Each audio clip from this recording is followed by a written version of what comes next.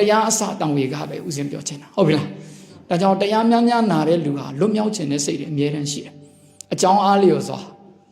မလွတ်မြောက်သေးတာပဲရှိ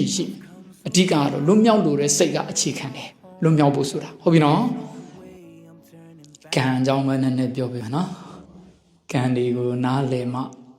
ဘဝမှာတောင်ဝေကားတွေဖြစ်တယ်ကံတွေကိုသဘောပေါက်လာမှကံတွေကနေလွတ်မြောက်ခြင်းလာတယ်တရားတွေဟာကံအကြောင်းကိုကောင်းစွာမသိလို့စိတ်ဆင်းရဲနေကြရတာကံအကြောင်းကိုကောင်းစွာနားလည်သဘောပေါက်မယ်ဆိုရင်စိတ်ဆင်းရဲတာမရှိတော့ဝမ်းနည်းတာတွေမရှိတော့ပူဆွေးတာတွေမရှိတော့အားလုံးကိုသဘောပေါက်သွားတာဒါကြောင့်မို့ကံရဲ့အကြောင်းတရားအကျိုးတရားတွေကံရဲ့စံကြေပုံတွေကိုအထိုက်လျောက်သိထားရင်အဲ့ဒီလိုဖြစ်ပျက်လာတဲ့လောကရန်တွေကိုကောင်းကောင်းလေးခံနိုင်ရရှိပြီးတော့ဘဝကိုတည်တည်ငြိမ်ငြိမ်လေးနဲ့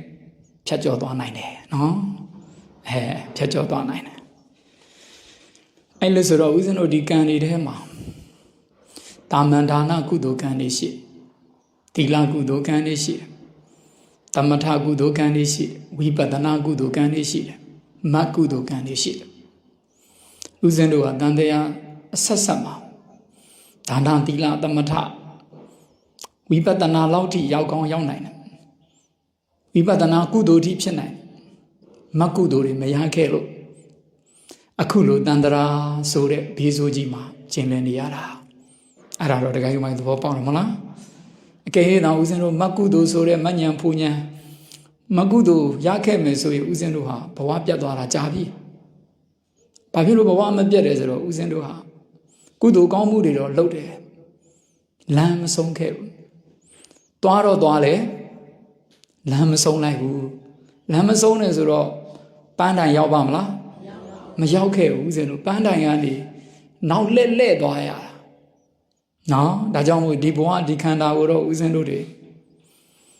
လမ်းဆုံးတဲ့အထိရည်မှန်းချက်တွေကိုစီချဖို့အရေးကြီးတယ်နော်နောက်မဆိုရင်ဦးဇင်းတို့ကလမ်းမဆုံးပဲပြန်လှည့်ရတက်ကနေပြန်စတယ်လို့ဖြစ်နေဘဝတွေကအဝိဇ္ဇာနိဝရဏတဏှာတန်ရောစဉ်နောင်ကျိုးတွေကတိတ်အားကြီးတယ်ဦးဇင်းတို့မှာလုံးတော့တယ်အဲ့ဒီအဝိဇ္ဇာတဏှာတွေကအားကြီးတဲ့အတွက်ဦးဇင်းတို့တွေကမယုံထွက်နိုင်ဘူးတခါတလေဦးဇင်းတို့တာမန်ကုသိုလ်တွေတာမန်သီလတွေတာမန်သမထလေးဦးဇင်းတို့ကြိုးစားတယ်ဒါပေမဲ့ဒီတာမန်ဒါနသီလ